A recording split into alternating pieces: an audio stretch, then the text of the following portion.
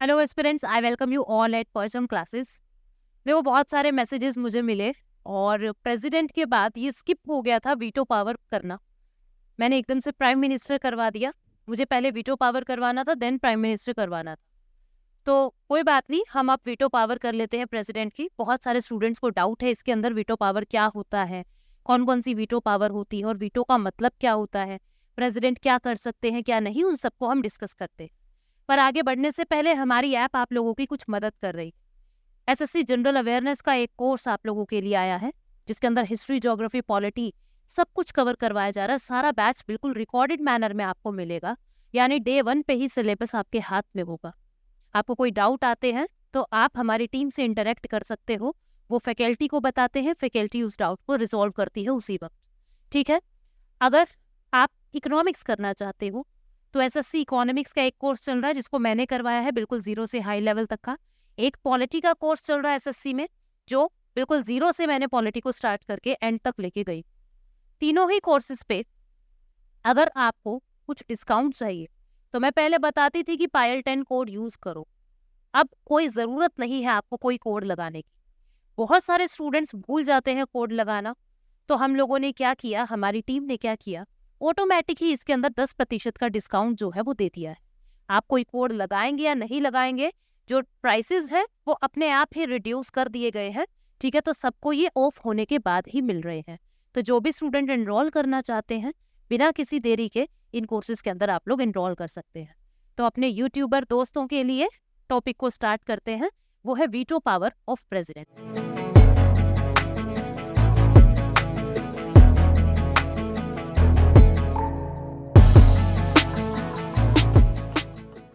सबसे पहले तो आप ये देखिए कि वीटो का मतलब होता क्या है। देखो, दो शब्द होते हैं, एक होता है कास्टिंग वोट, कास्टिंग वोट, और एक होता है वीटो। दोनों में फर्क क्या है, बहुत सारे स्टूडेंट इसमें ना कंफ्यूज रहते हैं।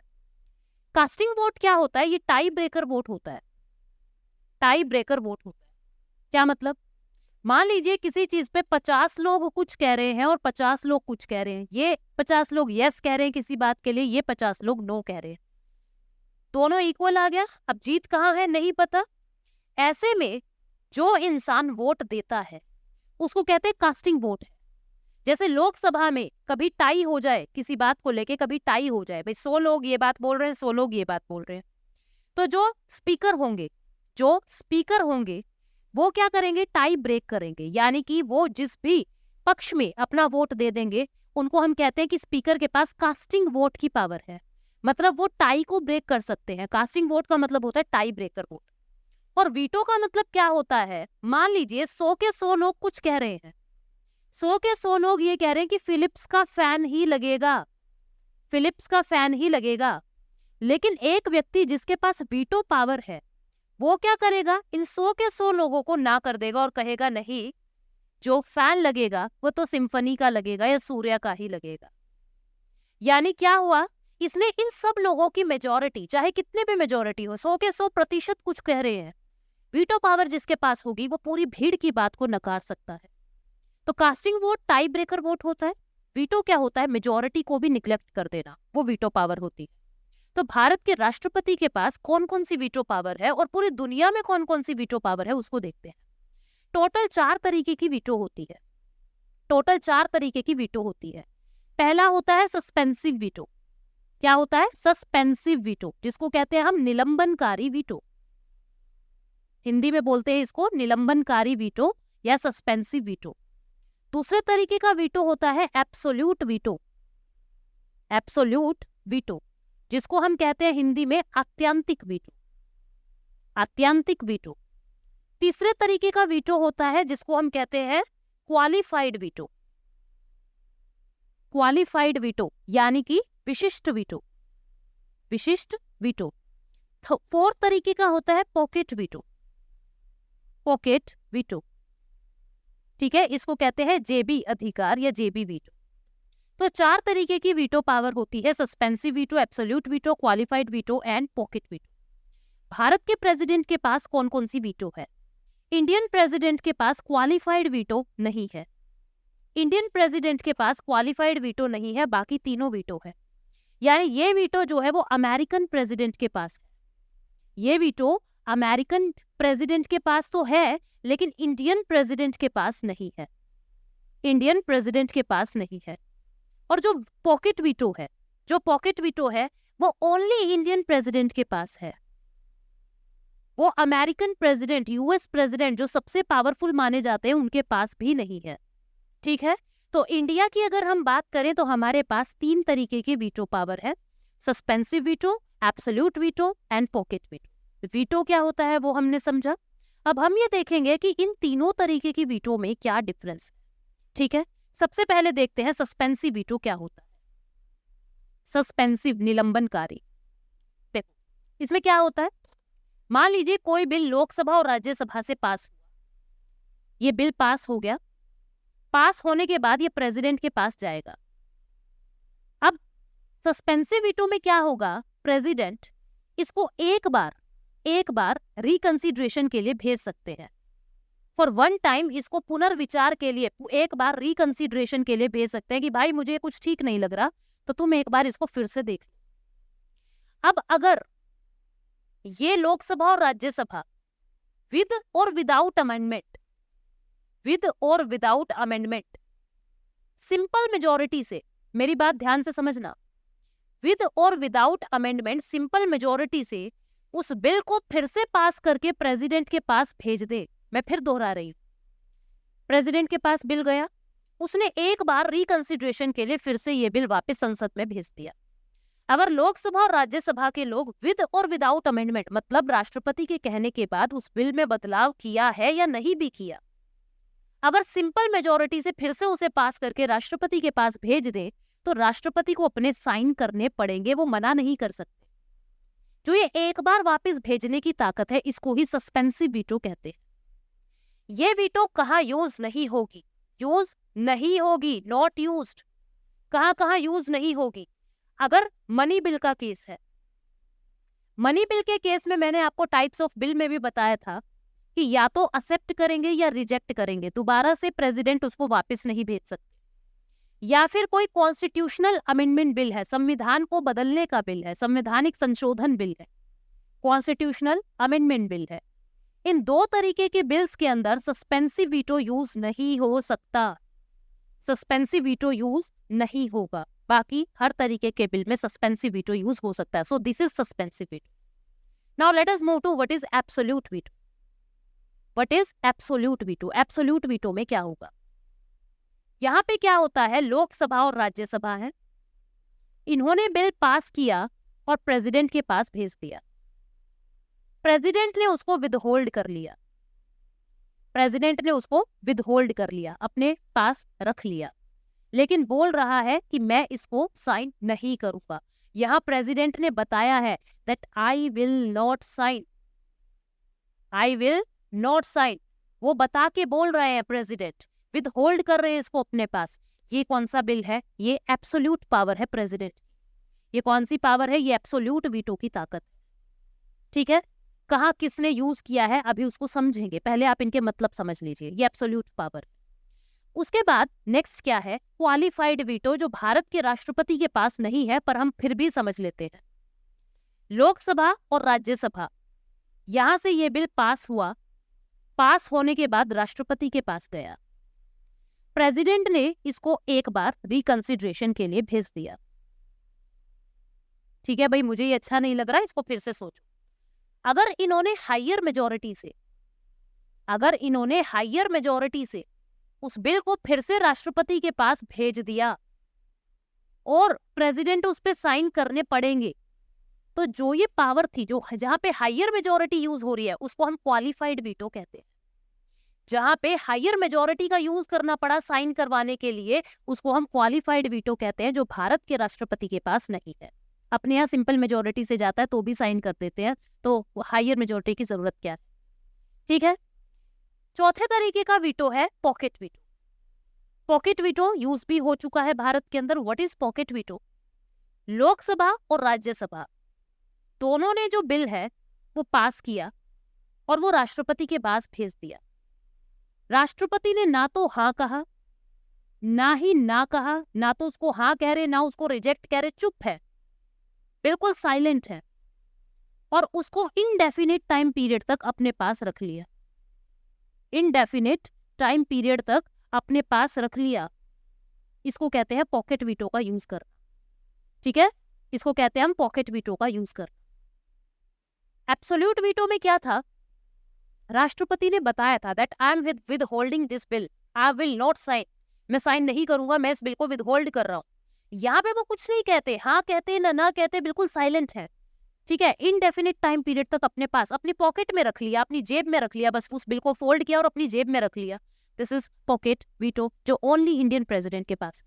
तो ये 4 तरीके की वीटो है। एक बार स्लाइड्स में इनकी माइन्यूट डिटेल और देख लेते हैं कि वीटो पावर्स के अंदर और क्या क्या हमें देखना है, ठीक है। तो ये क्या होती है ये तो मैंने आपको बता दिया। एब्सोल्यूट वीटो के अंदर क्या देखना है अपने को, एब्सोल्यूट वीटो भारत के राष्ट्रपति के पास है। यहाँ पे क्या होता है, द बिल जो है वो एक्ट नहीं बनेगा क्योंकि राष्ट्रपति अपने पास विद होल्ड कर लेते हैं, ठीक है। 2 केसेस के अंदर ये बिल जो है वो यूज होगा। एक तो प्राइवेट मेंबर बिल के केस में एब्सोल्यूट वीटो यूज हो सकता है। प्राइवेट मेंबर बिल कौन सा होता है ये समझिए। Private member bill, private member bill, ये सवाल जो है 2017 यूपीएससी का सवाल था। प्राइवेट मेंबर बिल क्या होता है समझो। देखो, हमारी लोकसभा और राज्यसभा, लोकसभा के अंदर 545 मेंबर, राज्यसभा के अंदर 245 मेंबर, टोटल कितने हो गए 790 लोग। ये 790 लोग कौन है, मेंबर ऑफ पार्लियामेंट, एमपी है, मेंबर ऑफ पार्लियामेंट। लेकिन इन 790 में से कोई 70 से 80 लोग ही मिनिस्ट्री मिलेगी उनको, मिनिस्टर बनेंगे, वो मंत्री बनेंगे, कोई 70 से 80 लोग ही मंत्री बनेंगे। बचे हुए मैं मान लेती हूँ 90 लोगों को मिनिस्टर बना दिया। बचे हुए 700 लोग एमपी तो है, मेंबर ऑफ पार्लियामेंट तो है, लेकिन उनको कोई मंत्रालय नहीं मिला, मिनिस्ट्री नहीं मिली। ऐसे लोग अगर कोई बिल लाते हैं तो उसको हम प्राइवेट मेंबर बिल कहते हैं। और इस प्राइवेट मेंबर बिल के अंदर राष्ट्रपति एब्सोल्यूट वीटो का यूज कर सकते हैं, ठीक है। अगर मिनिस्टर कोई बिल लेके आते हैं, ये 70 से 80 एमपी जो मिनिस्टर हैं ये लाते हैं, तो इसको कहते हैं गवर्नमेंट बिल आया है। अगर ये 700 लोग उस बिल को ला रहे हैं तो कहेंगे प्राइवेट मेंबर बिल आया है। गवर्नमेंट बिल में एब्सोल्यूट वीटो का यूज नहीं हो सकता, प्राइवेट मेंबर बिल में एब्सोल्यूट वीटो का यूज होगा, ठीक है। तो एक तो अपनी ये बात जानी।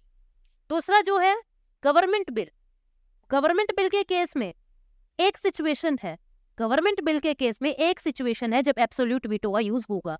समझो, अगर कैबिनेट रिजाइन कर दे, भाई मान लीजिए कोई बिल जो है, समझना इस बात को, मैं ये बात बता रही हूं आपको कि एब्सोल्यूट वीटो का यूज गवर्नमेंट बिल के केस में कब होगा। प्राइवेट मेंबर बिल में तो हमेशा वो एब्सोल्यूट वीटो कर सकते हैं, गवर्नमेंट बिल में कब होगा ये समझो। मान लीजिए लोकसभा और राज्यसभा ने कोई बिल पास किया और वो प्रेसिडेंट को भेज दिया, और जैसे ही अभी प्रेसिडेंट ने साइन नहीं किए थे और इस कैबिनेट ने यहाँ के जो कैबिनेट मंत्री है, 15-20 मंत्री हैं, उन्होंने रिजाइन कर दिया, उन्होंने इस्तीफा दे दिया। अब जो न्यू कैबिनेट आएगा वो अगर प्रेसिडेंट को कह दे कि इस बिल को खत्म करना है, तो राष्ट्रपति जो है एब्सोल्यूट वीटो का यूज कर सकते हैं इन case of government bill. Otherwise राष्ट्रपति गवर्नमेंट बिल के केस में एब्सोल्यूट वीटो का यूज नहीं कर सकते। किस सिचुएशन में कर सकते हैं वो मैंने आपको बताया, जब पुरानी कैबिनेट रिजाइन कर दे और नई कैबिनेट आके ये कह दे कि ये जो बिल आपने अभी तक साइन नहीं किया है इसको मत करना साइन, इस बिल को खत्म करना है, लैप्स करना है, वहां राष्ट्रपति एब्सोल्यूट वीटो का यूज कर देंगे, ठीक है। समझ आई बात। तो क्या कभी ऐसा हुआ है? बिल्कुल हुआ है। 1954 में डॉक्टर राजेंद्र प्रसाद ने ऐसा किया था। 1991 में प्रेसिडेंट आर वेंकटरमन ने किसी बिल को अपने पास विद होल्ड कर लिया था। सो this is absolute veto. Suspensive veto मैंने आपको बताया मनी बिल के केस में यूज नहीं होगी और कॉन्स्टिट्यूशनल अमेंडमेंट बिल के केस में यूज नहीं होगी। अदरवाइज जितने भी तरीके के बिल है वहां सस्पेंसिव वीटो यूज होगा, ठीक है। 24th अमेंडमेंट एक्ट 1971 से ऐसा कहा था कि कॉन्स्टिट्यूशनल अमेंडमेंट बिल में राष्ट्रपति उसको केवल एक बार भी पुनर्विचार के लिए नहीं भेज सकते, मतलब कि सस्पेंसिव वीटो का यूज नहीं कर सकते। ऐसी बात 24वें संवैधानिक संशोधन 1971 में कही थी। सो this is suspensive veto. Suspensive veto के बाद पॉकेट वीटो कब यूज हुआ है? 1986 में प्रेसिडेंट जैल सिंह ने पॉकेट वीटो का यूज किया Indian post office amendment bill के केस में। और भी 2 बार जो है इसका यूज हुआ है पॉकेट वीटो का, बट सबसे ज्यादा पूछे जाने वाला सवाल है 1986 में प्रेसिडेंट जैल सिंह ने पोस्ट ऑफिस अमेंडमेंट बिल के केस में पॉकेट वीटो का यूज किया था। ठीक है, तो ये हमने वीटोज को तो समझ लिया है। अब आए हैं तो कुछ प्रैक्टिस भी कर लें। फिर वीटो तो छोटा सा टॉपिक था, अब इतने से टॉपिक में काम नहीं चलेगा, तो उस टाइम का हम यूज करते हैं, कुछ क्वेश्चंस भी प्रैक्टिस कर लेते हैं साथ साथ। ठीक है, तो वीटो पावर्स क्या होती है, उम्मीद करती हूँ अभी तुम्हें प्रॉब्लम नहीं रहेगी। समझो ये क्या कह रहा है। पहला सवाल, all doubts and disputes in connection with the election of president. President के इलेक्शन में कोई डिस्प्यूट हो जाए, कोई लड़ाई हो जाए, तो उस प्रॉब्लम को कौन सुलझाएगा? Chief election commission, supreme court, chief justice of India या स्पीकर ऑफ लोकसभा। तो हमने देखा था कि प्रेसिडेंट और वाइस प्रेसिडेंट के इलेक्शन में अगर कोई भी डिस्प्यूट हो जाए तो सुप्रीम कोर्ट उस डिस्प्यूट को सुलझाएगी, इलेक्शन कमीशन बीच में नहीं बोलेगा। ठीक है, मदद सुप्रीम कोर्ट को इलेक्शन कमीशन की चाहिए तो मदद ले सकता है, लेकिन फाइनल डिसीजन सुप्रीम कोर्ट का ही होगा। अगला क्वेश्चन क्या है, Which of the following is not a requisite qualification for election as president? अगर किसी को राष्ट्रपति बनना है तो इनमें से कौन सी एक क्वालिफिकेशन राष्ट्रपति के लिए नहीं है? He should be a citizen of India, वो भारत का सिटीजन होना चाहिए, बिल्कुल सही बात है। 35 साल की उम्र उसकी पूरी हो जानी चाहिए, ये भी सही है। He should be qualified for election as member of Rajya Sabha, this is wrong। उसको लोकसभा की योग्यता, लोकसभा का मेंबर बनने की योग्यता पूरी करनी होगी। मेंबर वो किसी भी सदन का नहीं है, ना तो वो लोकसभा का ना राज्यसभा का, लेकिन प्रेसिडेंट बनने के लिए उसको लोकसभा का मेंबर बनने की नीड, मतलब बनने की नीड नहीं है, क्वालिफिकेशन होनी चाहिए उसके पास कि वो लोकसभा के मेंबर बनने के लिए एलिजिबल। ठीक है, यहाँ राज्यसभा लिखा है इसलिए यही आंसर है। उसने नोट पूछा है तो ये आ जाएगा, और उसके पास कोई ऑफिस ऑफ प्रॉफिट ना हो, ये भी बिल्कुल सही है। तो आंसर क्या आ जाएगा? सी। नेक्स्ट क्वेश्चन क्या कहता है, for president impeachment which type of majority is required in parliament. मैंने आपको बताया था आर्टिकल 61 में इम्पीचमेंट का प्रोसेस होता है और वहां पे स्पेशल मेजोरिटी की नीड होती है। टाइप ऑफ मेजोरिटी में भी मैंने आपको ये समझाया है, और वहां पे मैंने आपको ये बताया था कि राष्ट्रपति को इम्पीच करना सबसे मुश्किल है, महाभियोग करना सबसे मुश्किल है, क्योंकि यहाँ पे लोकसभा के जितने टोटल मेंबर हैं, चाहे वो आए हैं चाहे नहीं आए हैं, चाहे उन्होंने वोट किया है नहीं किया है, यानी 545 जो टोटल मेंबर है उनकी 2/3 वोट्स जरूरी है। ऐसे ही राज्यसभा में भी जो टोटल मेंबर है उनकी 2/3 वोट जो है वो जरूरी है, यानी टोटल मेंबरशिप का 2/3 वोट दोनों ही हाउसेस से मिलना चाहिए, तब प्रेसिडेंट इम्पीच होंगे। ठीक है, तो आंसर क्या आ जाएगा? A, majority of 2/3 of total membership. ठीक है, समझ आ रही है बात? ठीक है, तो ये हमने समझा। उसके बाद अगला क्वेश्चन क्या है, नेक्स्ट क्वेश्चन इज कि in case of delay in conducting the election of new president for any reason, किसी कारण से अगर नए राष्ट्रपति के इलेक्शन नहीं हो रहे तो तब तक कौन राष्ट्रपति के पद को संभालेंगे? तो मैंने आपको बताया था कि जब तक नए प्रेसिडेंट नहीं आ जाते पुराने प्रेसिडेंट ही कॉन्टिन्यू रहेंगे, ओल्ड प्रेसिडेंट ही कॉन्टिन्यू रहेंगे। इनको क्या कहेंगे हम? President interregnum. क्या कहेंगे? President interregnum, president interregnum. ठीक है, तो पुराने प्रेसिडेंट ही कंटिन्यू करेंगे, यानी outgoing president continues to hold office. Clear है बात? इसको याद रखना। अभी आगे बढ़ते हैं हम। नेक्स्ट क्वेश्चन क्या कहता है, which one of the following vetoes is not vested by the Indian president. Indian president के हाथ में कौन सी वीटो नहीं है? एब्सोल्यूट भी है, सस्पेंसिव भी है, पॉकेट भी है, क्वालिफाइड वीटो नहीं है, हमने अभी अभी देखा है। ठीक है, वो अमेरिकन के प्रेसिडेंट के पास है। अगला सवाल है, कह रहा है प्रेसिडेंट को ऑर्डिनेंस प्रोमलगेट करने की पावर कौन देता है? कौन से आर्टिकल में ऑर्डिनेंस प्रोमलगेशन की ताकत है? आर्टिकल 123 में। आर्टिकल 213 के अंदर गवर्नर की ऑर्डिनेंस पावर है, गवर्नर की ऑर्डिनेंस पावर है, और आर्टिकल 123 में किसकी है? राष्ट्रपति के ऑर्डिनेंस प्रोमलगेशन की पावर। ठीक है, नेक्स्ट क्वेश्चन क्या कहता है, which of the following article gives power to president to grant pardon. Pardoning power राष्ट्रपति की आर्टिकल 72 में है। किसमें है? आर्टिकल 72 में है पार्डनिंग पावर। ठीक है, उसके बाद नेक्स्ट क्वेश्चन है, according to the constitution of India it is the duty of president of India to cause to be laid before the parliament which of the following. UPSC 2012 का question है। ये पूछ रहा है कि राष्ट्रपति की इनमें से क्या ड्यूटी है। राष्ट्रपति कुछ रिपोर्ट्स को, जैसे फाइनेंस कमीशन की रिपोर्ट को, अटॉर्नी जनरल की रिपोर्ट को, कुछ रिपोर्ट्स को राष्ट्रपति पार्लियामेंट के सामने रखता है। तो पूछ रहा है कि ऐसी कौन कौन सी रिपोर्ट्स हैं जो राष्ट्रपति के पास सबमिट होंगी और फिर राष्ट्रपति उसको पार्लियामेंट के सामने रखेगा। रिकमेंडेशन ऑफ फाइनेंस कमीशन बिल्कुल सही है। Public account committee, no. Public account committee तो खुद कैग की रिपोर्ट को जांच करती है, ठीक है। रिपोर्ट ऑफ कैग बिल्कुल सही बात है। कैग प्रेसिडेंट को देगा, प्रेसिडेंट फिर पार्लियामेंट को देगी, पार्लियामेंट में जो पब्लिक अकाउंट कमेटी बनती है वो फिर कैग की रिपोर्ट को जांच करती है। National commission for schedule caste की रिपोर्ट भी राष्ट्रपति ही देखते हैं। तो आंसर क्या आ गया, 1, 3 एंड 4। ये रिपोर्ट्स ऐसी हैं जो राष्ट्रपति के पास सबमिट होंगी और फिर राष्ट्रपति उसको पार्लियामेंट में पेश करेंगे। तो आंसर क्या आएगा, सी। नेक्स्ट क्वेश्चन है यूपीएससी 2014 का। Consider the following statement. The president shell make rules for the more convenient transaction of the business of government of India. Bharat सरकार का काम और बेहतरीन तरीके से हो, इसके लिए राष्ट्रपति प्लान्स बनाएंगे, रूल्स बनाएंगे, सही बात है। और मिनिस्ट्रीज के बीच में क्या काम एलोकेट होगा, वित्त मंत्री को क्या काम दो, गृह मंत्री को क्या काम दो, ये एलोकेशन में भी मदद करते हैं, सही बात है। जितने भी एग्जीक्यूटिव एक्शन है भारत सरकार के, वो प्राइम मिनिस्टर के नाम पे लिए जाते हैं, गलत बात है। एग्जीक्यूटिव हेड राष्ट्रपति है, राष्ट्रपति प्रेसिडेंट के नाम पे होते हैं। तो पहली स्टेटमेंट तो सही है, दूसरी गलत है। आंसर क्या आ जाएगा, ओनली 1, क्योंकि उसने करेक्ट स्टेटमेंट पूछी है। अगली क्वेश्चन क्या कहता है, नेक्स्ट क्वेश्चन इज यूपीएससी 2019 का है। इन कॉन्स्टिट्यूशन ऑफ इंडिया के संदर्भ में फॉलोइंग स्टेटमेंट्स को कंसीडर करना है।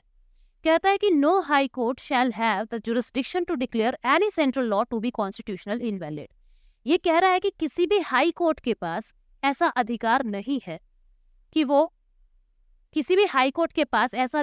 कि वो किसी सेंट्रल लॉ को इनवैलिड कर दे। तो ये बात गलत है। हाई कोर्ट अपनी डिसीजन सुना सकती है कि ये सेंट्रल लॉ हमें इनवैलिड लग रहा है, हम इसको इनवैलिड कहते हैं, ठीक है। दूसरा, an amendment to the constitution of India. संविधान के अंदर अगर कुछ बदलाव हुआ तो आप उसको कोर्ट में नहीं लेके जा सकते, भाई ये बदलाव सही है गलत है, आप उसको कोर्ट में नहीं लेके जा सकते, ये स्टेटमेंट ऐसा कह रहा है। तो ये भी बात गलत है।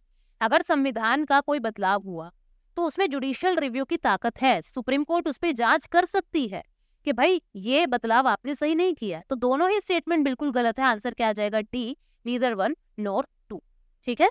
नेक्स्ट क्वेश्चन क्या कहता है, विच among the following is empowered to establish the interstate council।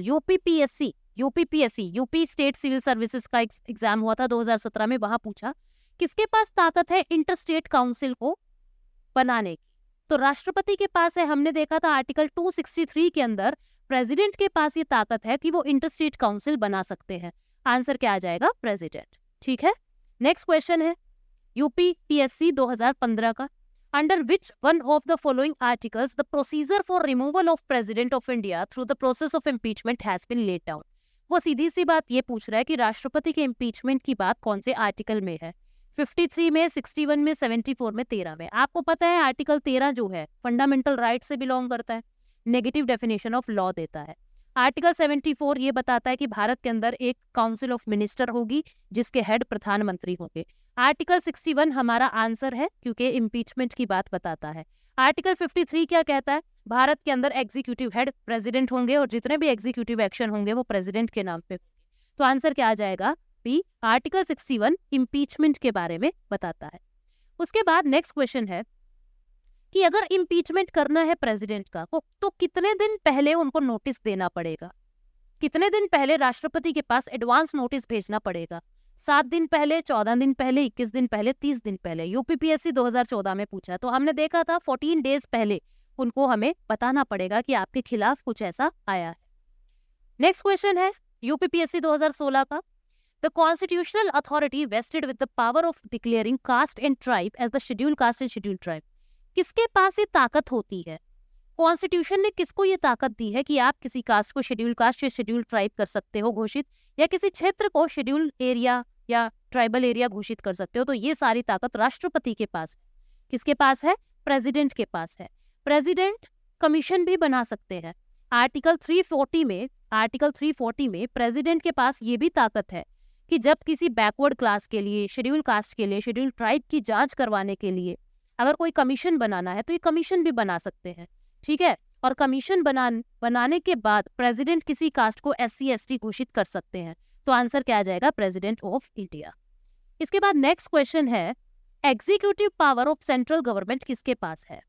Executive power central government की किसके पास है? यूपीपीएससी 2015। अभी मैं बार बार बता रही हूँ, आर्टिकल 53 में ये बात लिखी हुई है, जितनी भी एग्जीक्यूटिव पावर है वो राष्ट्रपति के पास है, प्रेसिडेंट के पास है। ठीक है, नेक्स्ट क्वेश्चन ये आपके लिए है, Who among the following is not included in the electoral college for the election of president of India? Bharat के राष्ट्रपति के इलेक्शन में इनमें से कौन शामिल नहीं होता है? Elected member of Lok Sabha and Rajya Sabha, elected member of Rajya Sabha, elected member of Lok Sabha, elected member of Rajya Sabha, elected member of legislative assembly यानी एमएलए, और elected member of legislative council यानी एमएलसी। आपको ये बताना है कौन राष्ट्रपति के इलेक्शन में हिस्सा नहीं लेता है। ठीक है, तो ये क्वेश्चन का आंसर आपको कमेंट सेक्शन में करना है। उम्मीद करती हूँ आंसर बिल्कुल सही करोगे, अब तक भी आप सही करते हो। सो मिलते हैं अगली क्लास में हम काउंसिल ऑफ मिनिस्टर के साथ। ठीक है, तो अब हम काउंसिल ऑफ मिनिस्टर करेंगे। राष्ट्रपति के बाद हमने प्राइम मिनिस्टर किया, प्राइम मिनिस्टर के बाद हमने वीटो पावर राष्ट्रपति की, अब हम काउंसिल ऑफ मिनिस्टर करेंगे। So thank you so much, take care, bye bye.